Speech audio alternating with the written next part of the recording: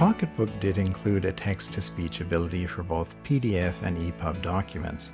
This feature is actually quite well done and shines through in some important respects, but it also has some drawbacks.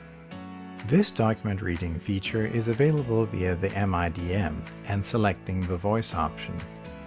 The experience is the same whether on PDF or EPUB, so here we're looking at a PDF document for example. The device comes with one voice option installed, but you can connect to the internet to get others by following the directions given in the device's user manual. Because the device lacks any speakers built into it, you'll have to get the sound off the device through some other method. One option is to pair a Bluetooth speaker or other device to the Inkpad X. Now, oddly, the main Bluetooth menu you'll use to pair the Inkpad X with a Bluetooth device is located all the way over in the main settings menu. However, a long press on the Bluetooth icon in the menu accessible through the MIDM takes you there directly. Anyway, it works. Kind of. First, let's talk about the good. The Inkpad X's reader will start reading from the page you're on when you tap the play button. This means that you can queue up the voice option and still turn pages with the page button until you reach the page you'd like the device to read.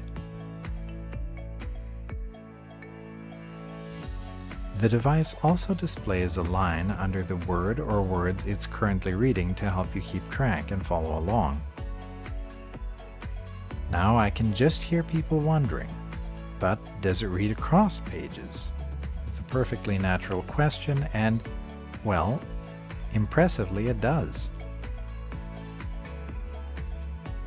The voice control bar that appears at the bottom of the page in this mode lets you play and pause the device's narration, control its speed, and set the volume levels.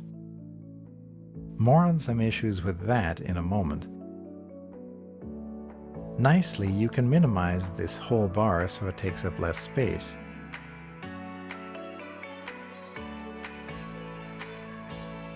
Pocketbook also managed to squeeze in a really cool feature. If the device is reading somewhere on the page and you want it to start reading another area of that page, simply tap on the word where you'd like it to start, and after a brief pause, it will actually restart from that point.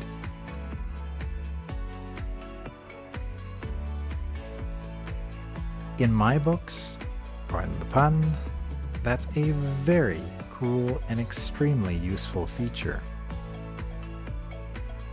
And yes, in case you're wondering, the device reads one column at a time when it encounters a two-column formatted page.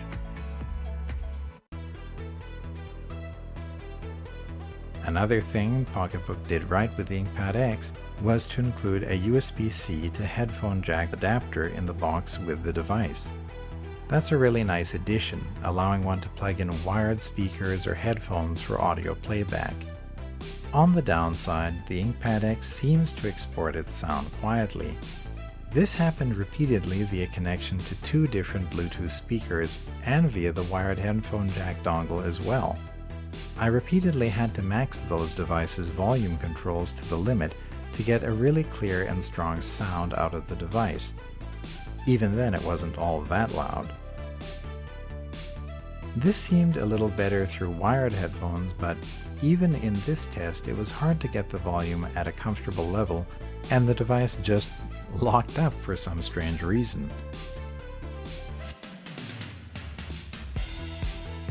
Another odd glitch on the device comes when exploring those volume options.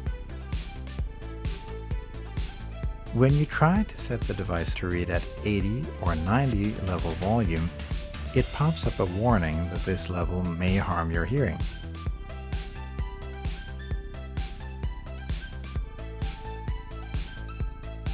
Fair enough, but if you listen to this warning and select cancel, the device still increases to that volume level anyway, and without telling you, it has actually done so.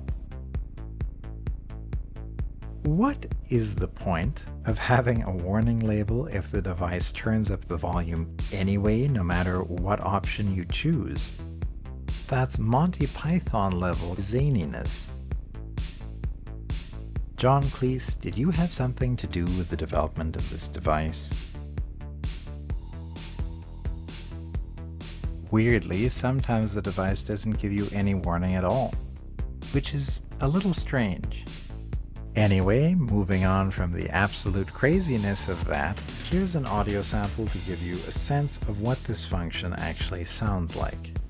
O2 The science demonstrates that if we are to meet established temperature targets, we need not just to reduce our emissions, but also to remove existing CO2 from the atmosphere. Much of the technology for carbon capture and sequestration has existed for decades. The problem has always been one of scale. Take, for example, direct air capture. Capturing CO2 from the air is not new. It's been used in submarines and in space travel, anywhere humans have needed to breathe in an enclosed space for a longer period, explains Louise Charles, communications manager at Climeworks. What Climeworks is doing differently is capturing CO2 on a much larger scale.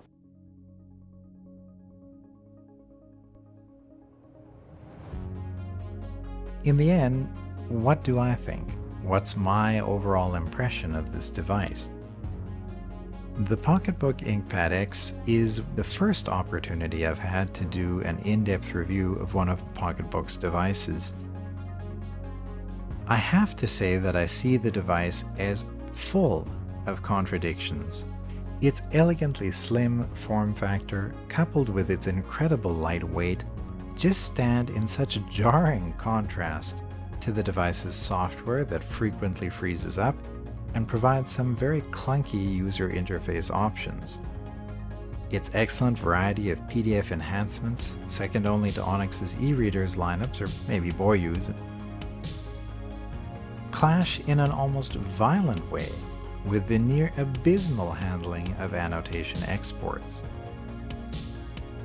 Do you remember when you were assigned into group work in school and some team members just really didn't want to be there while other ones were complete keeners? That's how the Inkpad X comes across. It's like different elements of the device were created by entirely different teams, without any throughput from one team to another. It really feels like there was little to no oversight of how these elements would interact in the final product. And yet, here's the surprise. I like it. This is a great device. It at least has the makings of a great device. I love the design that lets a person free up their thumbs to pinch and zoom on the screen while holding it.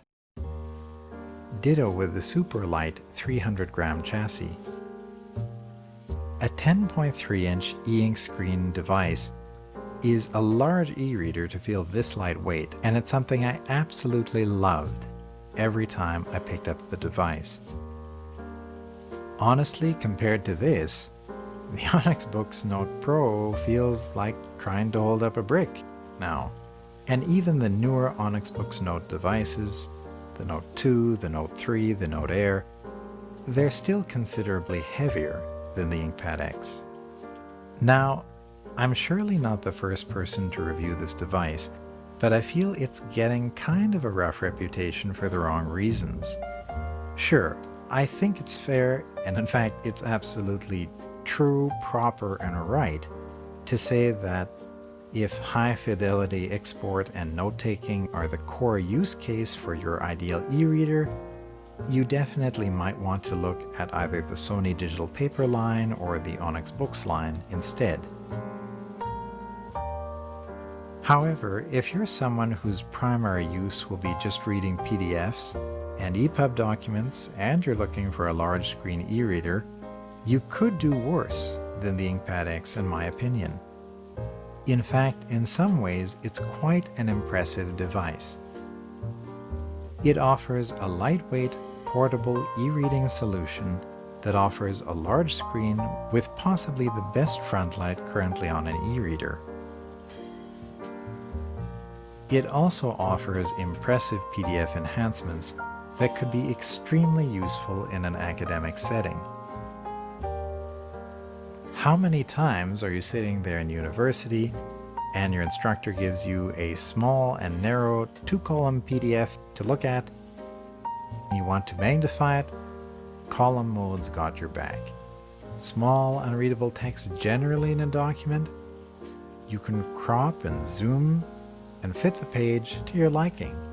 The one area where I think it really needs a huge improvement is contrast adjustment.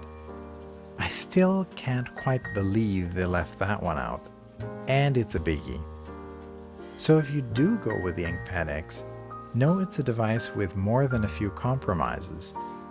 But if you're okay with those compromises, and I think I generally, surprisingly, am, maybe you'll give this device a try. I know I'm glad I did. Those compromises I mentioned are a nice segue to my wish list for the people at Pocketbook.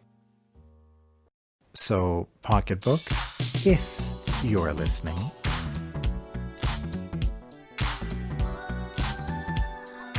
one, add separate contrast adjustment for text and images on PDF documents. This is absolutely crucial. 2. Add easier quick shortcuts from the main in-document menu to key functions, for example, Bluetooth control. 3. Add support for wireless document transfer to the device via Bluetooth, and I mean without requiring a separate app on a computer. People absolutely hate that, and I know I do. To be clear, just allow your computer to pair with the device and to exchange files wirelessly. 4. In Note mode, consider one slightly opaque notification bubble that you can tap to expand. That way, annotations and glyphs representing them don't need to obscure so much of the page. 5. I feel like I need to say this very slowly. Overhaul your export functionality. It's currently a near useless feature. Make export of annotations more streamlined and, if possible, include it as part of the main MIDM. Also, I think you should consider exporting copies of the actual document you're looking at in the same file format as the document that is being looked at. Number 6. Allow users to map custom areas of the device's screen to different actions. For example, paging forward or paging backwards or calling up your main in-document menu. 7. The USB-C port on the bottom of the device is not one of its most lovable features. And that's because you need to put in, I would say, an excessive amount of force to actually yank the thing out of the device, and it just takes way too much energy, and you frankly feel like you're going to break it every time you do it. Of course, this is comically overacted here, and I didn't really need to use some kind of vice grip to actually take it out of the device, but close, really. I don't like feeling like I'm going to break the device every time I'm unplugging it from its charging cord. Disclaimer: neither this review or any past Inktelligent reviews have been sponsored in any way. Stay Inktelligent. Like this video and subscribe to encourage more Inktelligent reviews.